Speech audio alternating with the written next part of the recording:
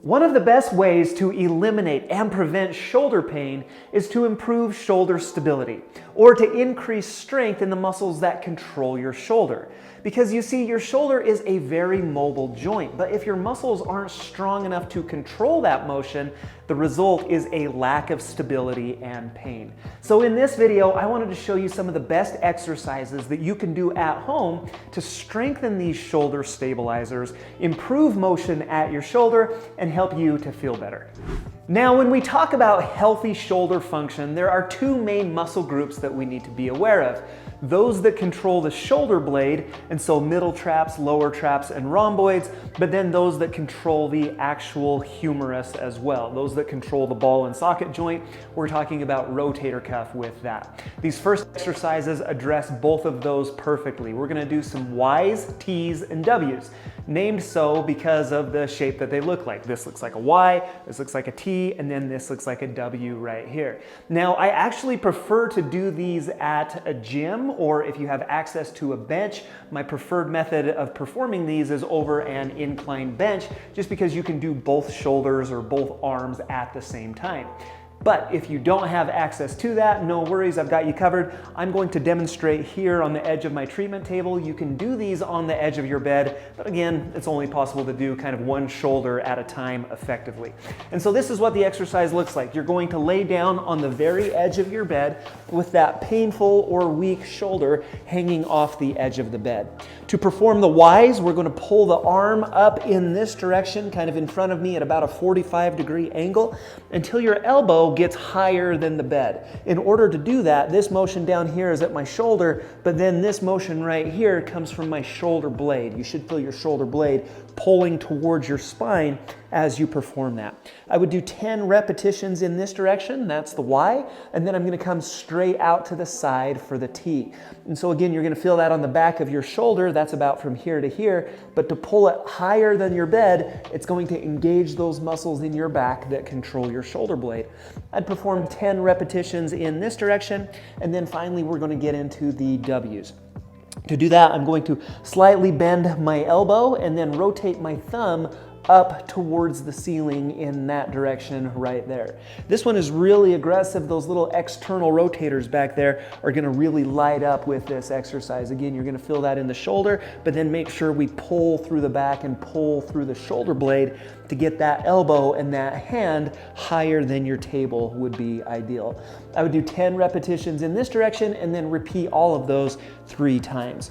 Now, if the weight of your arm gets easy, or if you're strong enough to do that, you can certainly grab some small dumbbells and then perform those same motions. But please keep in mind, form is more important than how much weight you're moving. If your form starts to suffer, you might need to decrease the weight or decrease the intensity. Now, in my PT clinic, we call this next exercise the shoulder alphabet. You'll see why here in just a second. You are going to need a dumbbell. I recommend that you start light or start with like a smaller dumbbell and then progress up from there.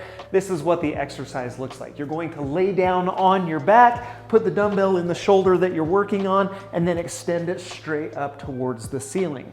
In this position, I used to just have people do small circles just like this. We would do clockwise and counterclockwise, but I realized that your shoulder is capable of a lot more than just those motions. And so if we do the alphabet, I'm gonna trace just as big capital letters as I can. There's an A, B, C, and so on throughout the alphabet. If we do that, we get a lot of really good co-contraction in those muscles, meaning that we've got muscles supporting and stabilizing, we've got muscles that start motion, we've got muscles that stop motion, and you're really gonna feel that in basically all those little stabilizers that are in your shoulder. Obviously, the bigger the letters you make, the harder it becomes, but we're also introducing more motion and potential for more pain. So keep that in mind. And what I want you to do is do just as big capital letters as you can control pain-free.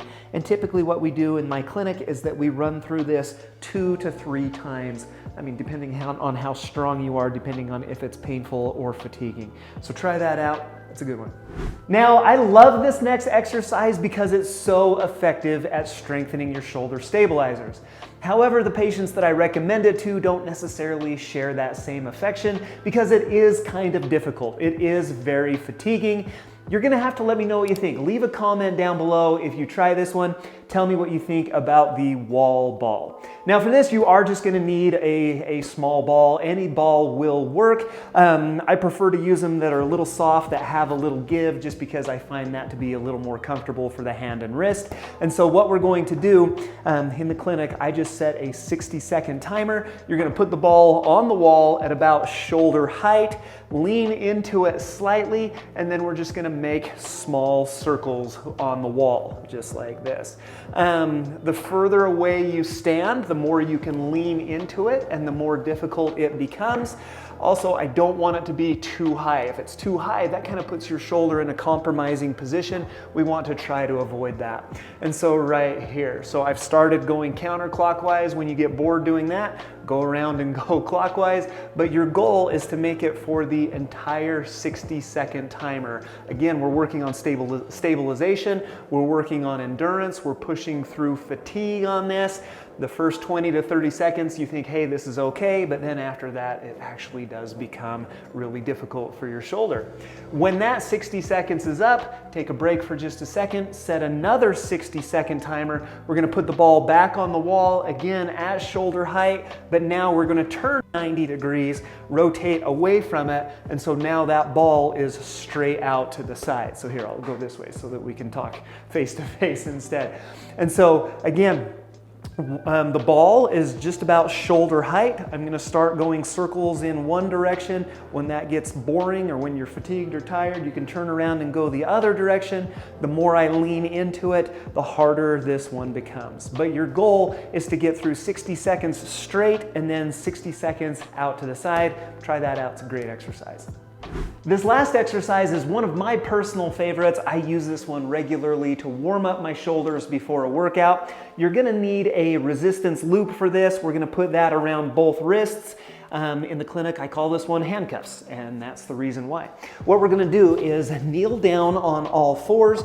In this position, you're gonna take one arm, you're gonna reach forward as far as you can go, and then back towards your knee, just like this. Slow and in controlled, and make sure that there's some tension on that band at all times.